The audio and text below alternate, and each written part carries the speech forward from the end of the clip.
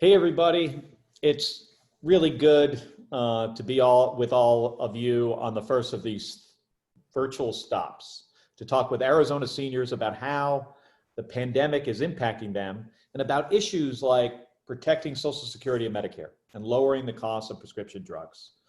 This time last year, I was actually visiting senior centers around the state, including El Pueblo Center in Tucson. Got a chance to play some pool with some seniors. That was a lot of fun. And I spoke with seniors about the rising cost of prescription drugs and what I think we can do to drive down prices. And I wish I could be doing that right now. And I wish I could be gathering in person. I know this pandemic has been tough on Arizona seniors, many of whom have not been able to see their loved ones even. And I've had the opportunity to make some meal deliveries to seniors who can't leave their homes and appreciate the work being done by folks in our communities to support seniors.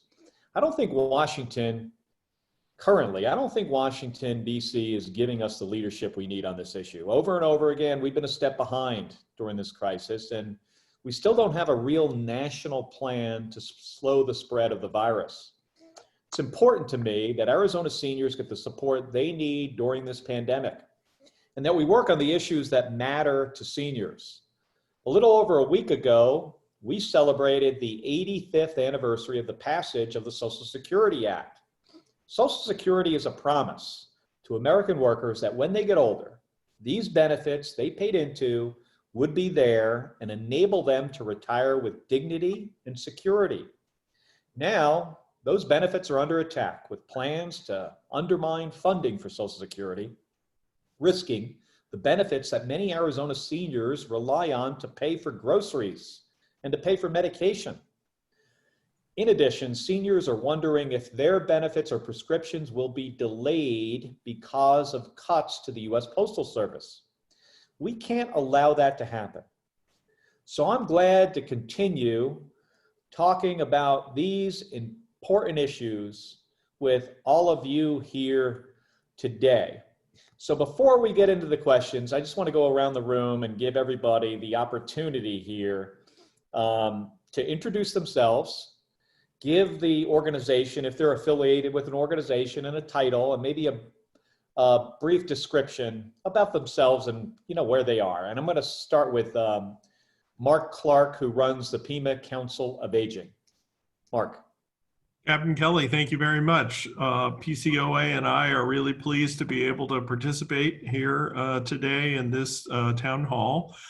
Pima Council on Aging is what's called the Area Agency on Aging in Pima County, and our mission is to promote dignity and respect for aging and to advocate and support independence in the lives of older adults. So one of the things that we do is provide nonpartisan candidate education about the issues impacting the lives of older adults, and of course, encourage people to get out and vote and talk to their elected officials. Very important.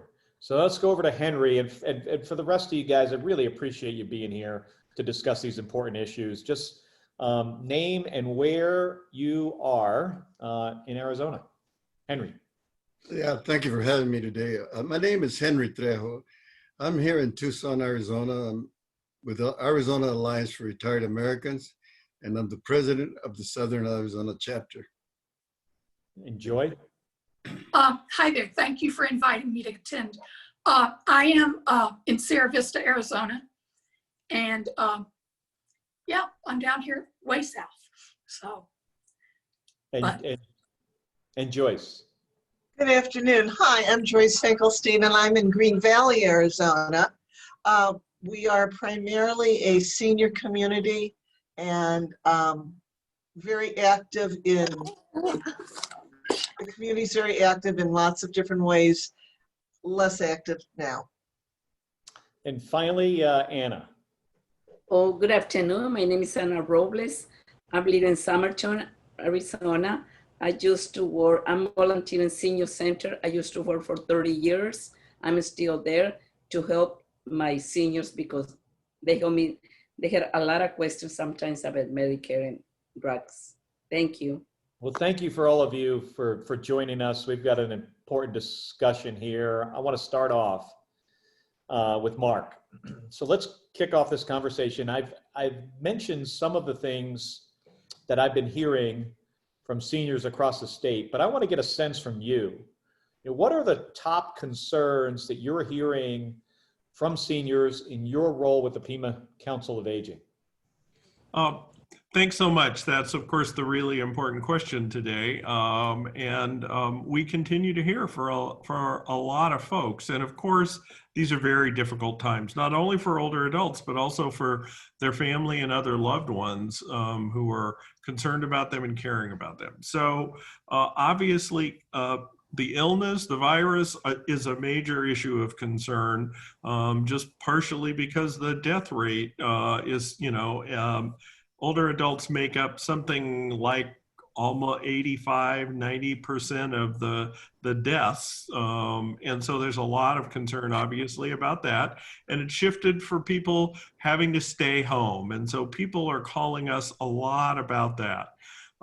Social isolation and loneliness is such a significant issue, which produces very bad health outcomes, especially in older adults. I've heard some people say that isolation issue and loneliness has the health effect of smoking something like 15 cigarettes a day.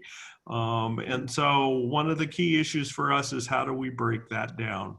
So a major issue of concern that we know is out there for older adults is what we refer to as the digital divide. We've done, I think, a great job at PCOA of putting content and programming up on our website, hosting seminars and presentations. We've got about 20 or 30 exercise videos on our website. But in order to access that website, you've got to have a device. You've got to have literacy on how to use that device, but most importantly, you've got to have minutes or data, and those are costly things. And so we continue to advocate, especially with regard to what are called lifeline phones. Those are phones that are provided to low-income individuals, but only 20 minutes or 200 minutes a month of phone calls. And so we've been doing a lot of advocacy around that. A major piece of our work is about nutrition. And so we used to pay for people to go to El Pueblo Center and have lunch. They're not going to El Pueblo Center and having lunch. And in fact, over a 3-day weekend, we had to convert all of our 12 senior lunch programs into grab and go sites. So we've done that. We've increased the number of meals that we were doing five of those hot meals a week. Now we're up to 7. And we are now actually working with 2 restaurants in the community to actually deliver meals into 12 low-income older adult apartment complexes. And just this week, we've launched a program funded by the mayor and council of the city of Tucson for city of Tucson residents and city of South Tucson residents, where we'll be able to actually provide grocery shopping support for folks. So we're very excited about that. Of course, we're starting to hear about the concerns about eviction. Folks needing rental assistance and utility assistance continue to be an issue of concern. Another thing is really the fact that people call us just to get the latest scoop. We got a lot of calls for people wanting to know when they were going to see their stimulus check, or where was it going to go. So we hear a lot of those kind of things. Another issue of concern, I think, especially to family members, is access to assisted living facilities and skilled nursing care facilities. Folks can get in and see their family members.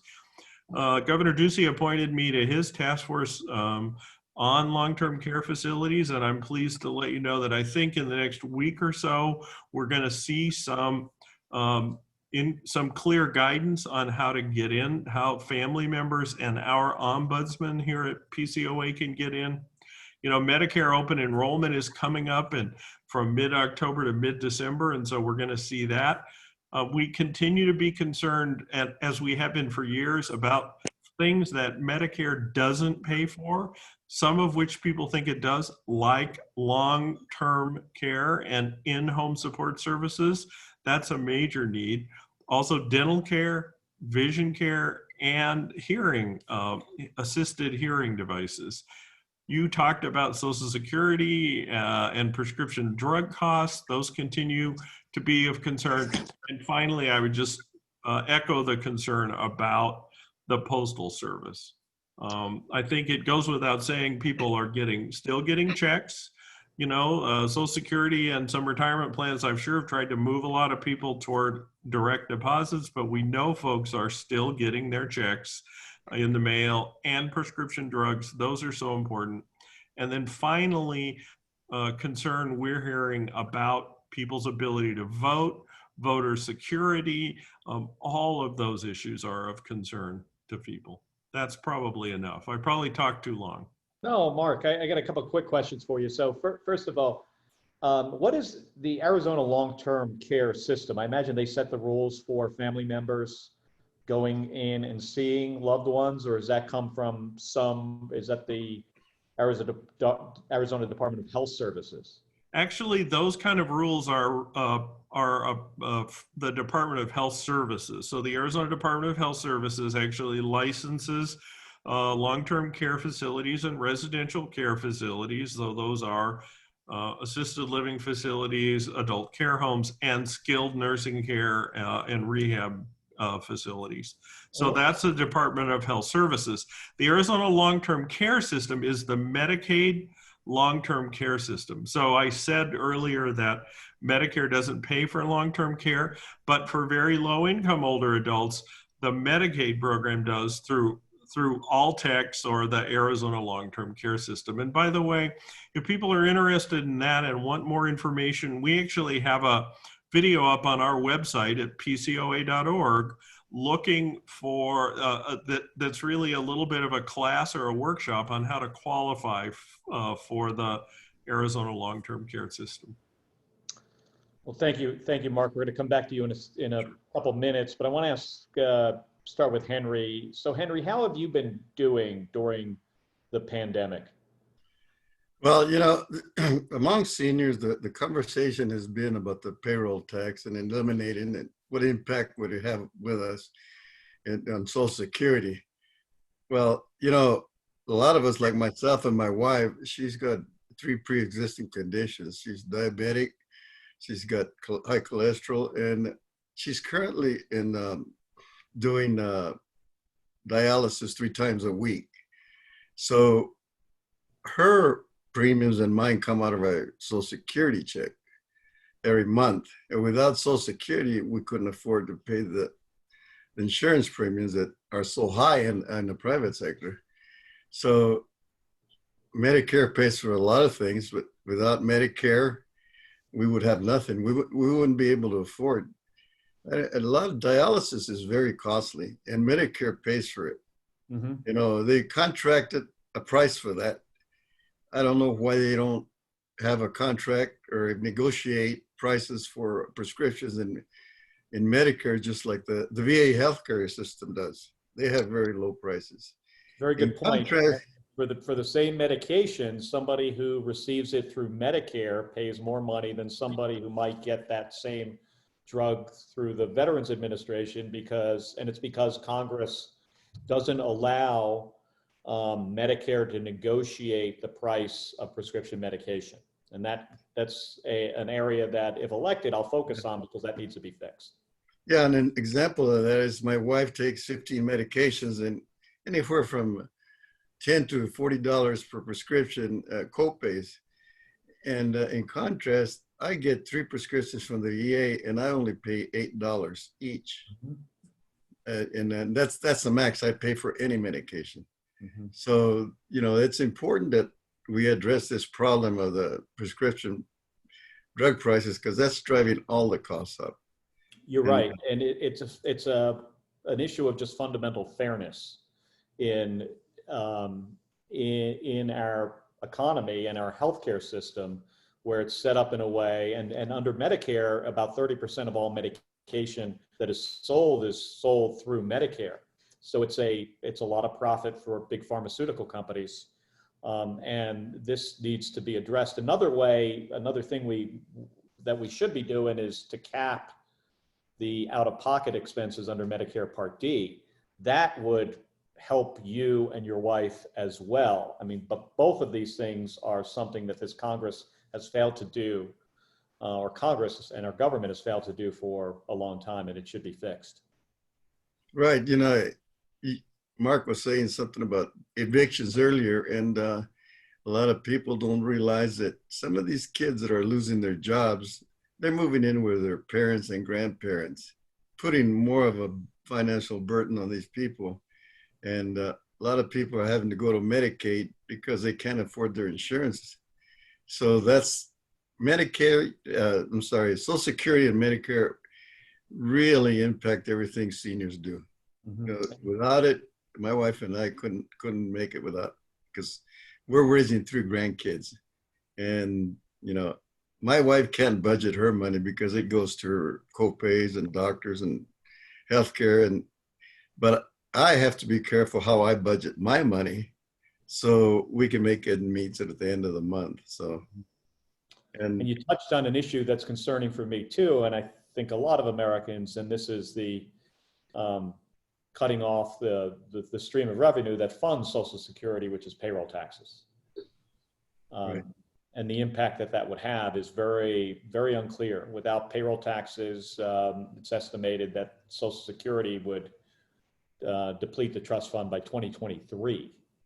I mean, right. that's 3 years from now, and that's not an option. So let me move over to Joy for a second. Joy, I understand you come from a military family. Correct. My dad served in the Army, I served in the Navy, but service and public service was always big in my family as well. Both my parents were police officers. But so do you feel like you and other seniors are getting the support that you need from Washington and from our state to get through this crisis? I feel very, very fortunate because of my ex-husband's military service. I'm still eligible for TRICARE for life. So with my Medicare coverage and then TRICARE for life as my supplemental, I am doing well. And both of those programs have just worked tremendously for me. I'm currently undergoing treatment for my 5th cancer. And so with my pre-existing conditions, I would not even be able to afford a supplemental insurance at this point if I didn't have the TRICARE. And between the TRICARE and the Medicare, I have limited medical bills because neither of them charge copays for me. I get, in this treatment I'm currently having, I get 1 shot every 2 weeks, and it's billed to Medicare at over $3,000 for 1 shot.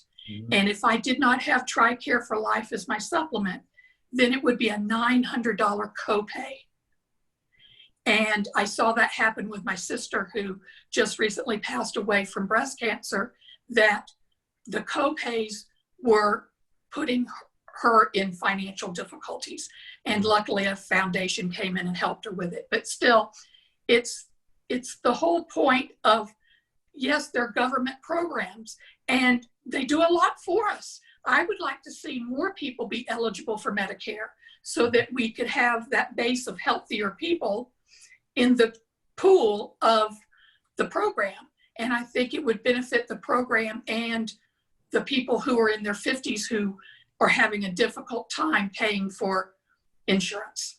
Yeah, there have been proposals that I agree with to allow older Americans who are not 65 to pay a premium to buy into the Medicare. The other thing that would do is it would take those, let's say it's 50 to 65-year-olds, takes them out of the risk pool. So it could potentially drive down premiums for folks that are buying insurance, because where you mentioned that they're healthier, and that's true because they're younger for Medicare, but they're also on the older end for folks that are buying private insurance. So it is a way to provide insurance to more people that where it could become affordable, the buying into Medicare option. Yeah, TRICARE, works well. I served in the Navy for 25 years, so I'm very familiar Right. with it, and that's fortunate. And you mentioned having a pre-existing condition. 2.8 million Arizonans have a pre-existing condition. And if Exactly. you didn't have an option like TRICARE, currently they can get insurance. But if we go back to the way it was before, say 15 years ago, if you have a pre-existing condition, your insurance is going to be either really expensive or you're not going to be able to get it at all. And Right. that's something we Right. can't go back to that. That would be, in my opinion, would be a really big mistake, and it would really hurt Arizonans in significantly to potentially 2.8 million people. So I'm going to come back to you too, Joy, in a second, but I want to go to Joyce for a second. Could you tell us a little bit more about what access? So I think you say you lived in Sierra Vista. No, I live in Green Valley. Green Valley. Somebody else was in Sierra Vista. Joy. Joy was in Sierra Vista. Sorry to can you keep us straight. Joyce, can you tell us a little bit more about what access to rural healthcare looks like for seniors? I think it's very difficult. Under the best of times, there are not enough primary care physicians, certainly not enough specialists that come down to, as I say, the rural areas. And many of our seniors simply cannot get, I live about 45 miles south of Tucson. Can't make it to Tucson. It's just too difficult for them. They don't have the transportation. And especially now with COVID, organizations and agencies who were providing transportation are no longer doing it. We have wonderful volunteers who help during the non-COVID times. But right now, we have people who cannot get their cancer treatment because they cannot get to it. So Joyce, you know of seniors who need to be getting to Tucson, let's say, to medical appointments and just have no way to get there? There are people who simply can't get there. They will ask their neighbors, but everyone's a little bit skittish now, even with people that they know. It's difficult. We have, the practitioners that we have in Green Valley are fine. They're good. There's just not enough of them. Mm-hmm. And if something could help to support rural health, we have a federally, I forgot the name, but the federally authorized community health center. Yes. Wonderful. And they are providing transportation to their facilities, but whereas they used to send out a bus that would take 3 or 4 or 5 people, now it's one-on-one, so appointments are delayed. Mm-hmm. Yeah, the Chiricahua Community Health Center I don't know how far that is from Green Valley, but it's in Sierra Vista or nearby, is a great facility. I've toured it. I spoke to the director there. And it's important that we continue to fully fund not only rural hospitals, but these community health centers, because they're so important for rural communities. We have a hospital that is really trying to do their very best. But it's 45 beds. Mm-hmm. It's the only hospital between Nogales and Tucson. So if somebody needs care, that's where they need to go. Mm-hmm. And it's just, and they do a great job. There's just not enough doctors down here. Yeah. I think that's true for a lot of rural areas, especially when you get to Exactly. specialized care. Exactly. Anna, so I'm wondering how Medicare and Social Security has impacted your life or the life of your family members who have received these benefits. Anna? I think Anna we might have a connection issue. There we go. She got frozen, but I don't know what's. That's okay, Anna. Hey, I got a suggestion for you. If you could just quickly click on stop video, and then we'd probably be able to hear you better. They're not here not? They don't hear? We can hear you now. And did you hear my question? Oh, no, no, I can hear you. Okay. Give me the question again. So I was wondering how Medicare and Social Security has impacted your life and your family members who get those benefits. Oh, for me was, was a miracle, to have all this kind of Medicare and all the insurance I have. They impact very well. Thanks God to have these kind of programs, because sometimes when I don't used to have the 65 was expensive to pay, but now I think I'm rich because, I have health insurance and they pay everything for me because I have Medicare and supplement. Mm-hmm. But I have another friends, they, like I hear, that the people, they have a lot of problems with issue with health. And sometimes, how do you say? What? I'm sorry, my English, No, your English is great. like they make dialysis for this couple, and sometimes it's very hard. They don't pay too much because it's for a long time they get dialysis, and we try to help to another. They help another company, another programs. But they're nice. Right here in Somerton, we help. Everybody helps everyone. Mm-hmm. Anna, with the supplement, so you have Medicare and the supplement, do you still find you have a lot of out-of-pocket expenses like co-pays on medication? Is that something that adds? Not in medication, but I pay, Medicare and supplement. Mm-hmm. And I pay for myself $300 a month. Mm-hmm. And then the supplement The covers supplement is 200 and something. Medicare is 146 and the other stuff. yeah. But, for me, because when I was here in the hospital, I don't pay anything, but I pay, Mm-hmm. Do you know folks who have to make really difficult decisions when they have high price for medication, that have to make trade-offs and have to decide? Yes, this couple, yes, get a lot because he had a lot of health issues. Mm-hmm. And they say, oh, I don't have any money. And sometimes they look for another programs they can help. And they look and sometimes they help. But sometimes they need to pay our packet a lot of money. Yeah. But, it's a lot of programs they can help. Mm-hmm. It's just nice, because with little town, everybody knows and everybody knows, go this part, go this office, go this office, and we help, Well, speaking about helping, so Joy, I got another question for you. Okay.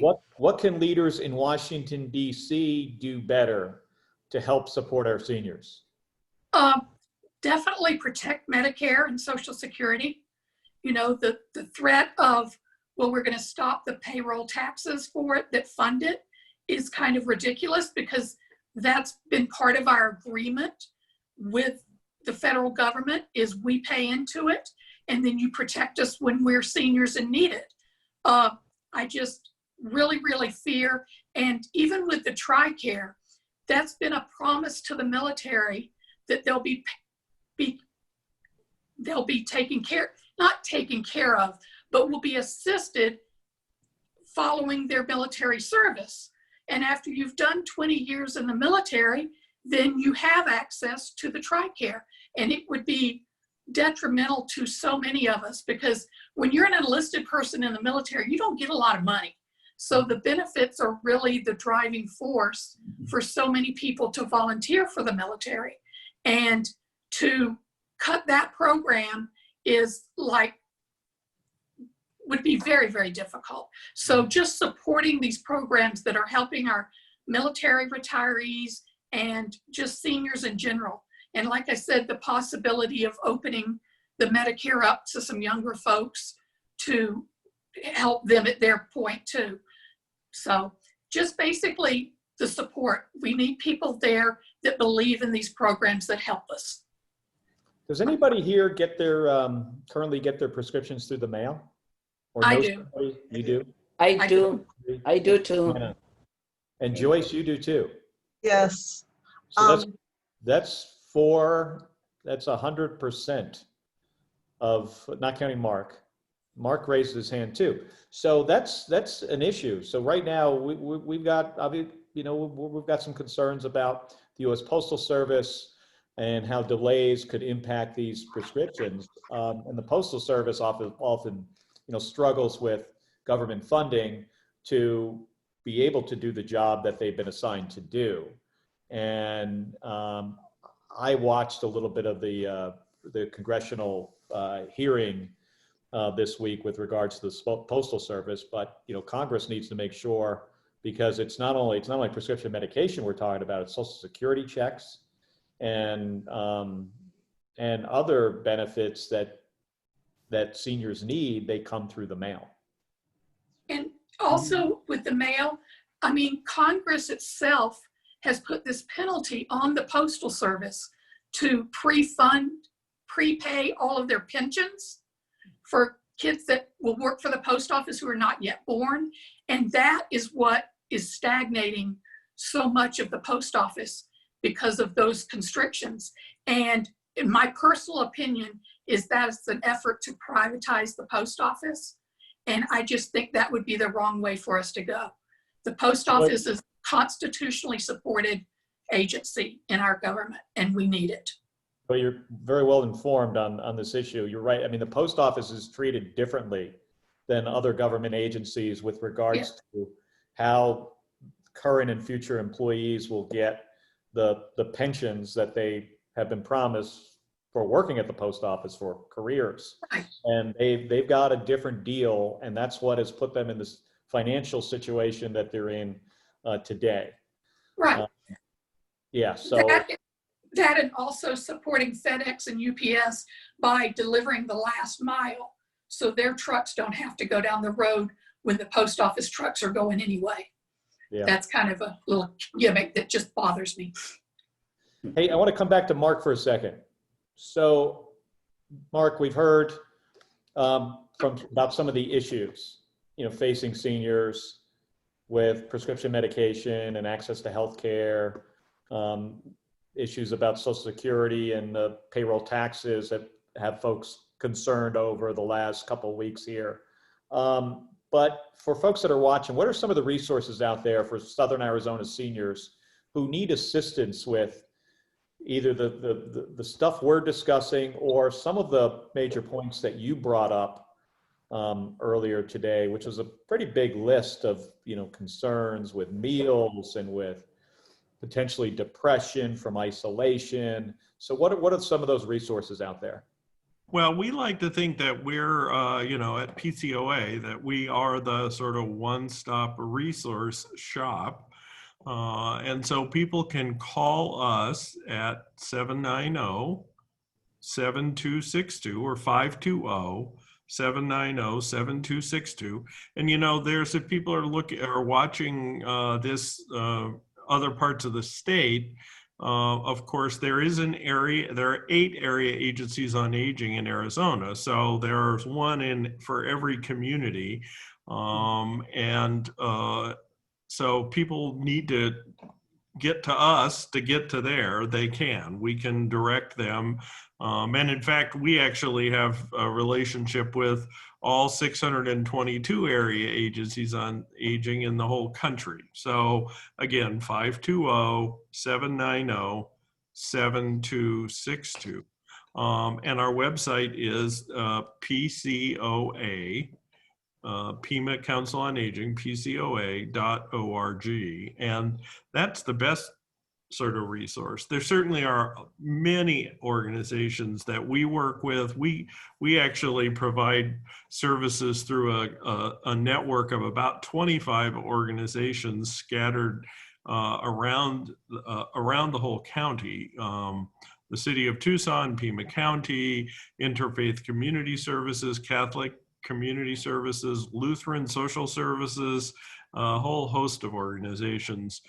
We have a great relationship with our friends in Green Valley at the Volunteer Clearinghouse down there that Joyce is actually the president of. So we are doing that. And so the other thing is that our office at 8467 East Broadway, that's almost to Camino Seco on Broadway, is open.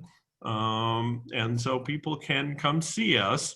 Although we find that most of the questions people have for us, they can get answered either on the phone or on the website. But we are out here, and I would say, you know, 2 or 3 folks, maybe 4 or 5, depending upon the day, are actually coming to see us as well. Mark, with all the, and I think it's probably going to grow here, the food insecurity we're seeing across the state and folks going to food banks, either St. Mary's, Tucson Food Bank and others. What does somebody have to do? Because you deliver meals to seniors. What are the requirements to have a meal delivered? Like, how does somebody qualify for that? What age, what income level, what kind of requests do they have to make to get that service? So we fund Pima Meals on Wheels. That is a program that people know about. So that program actually doesn't have an income eligibility requirement. It's funded by something called the Older Americans Act, which is the legislation that created the Area Agencies on Aging in 1965 in the summer. It was actually, you know, quite the summer. The Voting Rights Act, Medicare, Medicaid, and the Older Americans Act were all passed and signed by President Johnson that summer.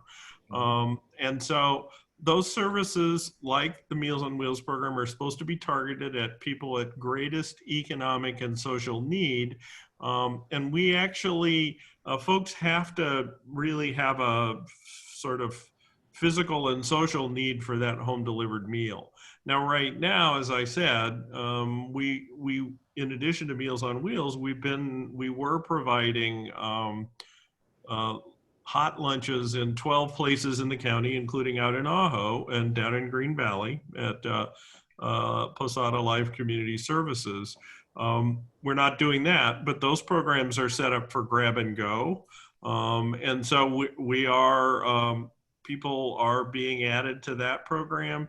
People are also, they need to call our helpline, that's 790-7262, and talk to our helpline staff who can help them think through what's the best program. And then, as I said, we're doing kind of a special program working with a couple of kitchens, the cafe at the J at the Jewish Community Center, and then also a kitchen called Stay Naked Kitchen, are prepping up food and delivering it into a series of low-income apartment complexes. I think all total, those meal delivery programs are currently serving about 1,500 people, I think. So we've added almost a 30% increase there in the last 3 or 4 months. Of course, you mentioned the Community Food Bank, Interfaith Community Services, I know also does food bank services. They work with the Community Food Bank as well. So, and then the grocery shopping program, which I mentioned, which we're just getting off the ground with funding from the city of Tucson and both in the city of Tucson and in the city of South Tucson. And again, you could access that. People would want to access that by calling 790-7262. Area code 520. Yes, thank you, sorry. Hey, so I want to thank everybody, Henry, Julie, Mark, Joyce, Anna, thanks for taking the time, for joining today. Clear we are not out of this crisis yet. Things have been improving. I think it's important to recognize that. Folks need to continue to wear masks, wash their hands, socially distance. Oh, yes. We can beat this. We can beat this virus. Yes. But hearing about the challenges that our seniors are facing reminds me of why I'm running for the U.S. Senate. Arizona workers pay for a lifetime into these programs, like Medicare and Social Security, and Washington is recently threatening to break its promise to Arizona seniors. And if I have the honor of being elected, I'm going to fight to protect and defend Social Security and Medicare from government cuts. And I'll also work to lower the cost of prescription drugs, including by, what we were discussing there, allowing Medicare to negotiate down for lower prices. It just makes sense and it's fair. And finally, I'm going to work to, slow the spread of this virus that's impacted Arizona seniors more than, other individuals. But we're only going to do this if we make decisions based on science and data and facts and keep the politics out of it. So I look forward to continuing to talk with seniors across the state as we continue on this virtual tour. We're going to do this some more. So for those watching, I hope that you join us again here with some folks from Maricopa County. That's our stop next week. Thank you so much. And Thank you very much. Thank for you, inviting- Mark. thank you very much. Thank you, Mark. Thank you for having me. Thank you. Thank you for having me. Thank you.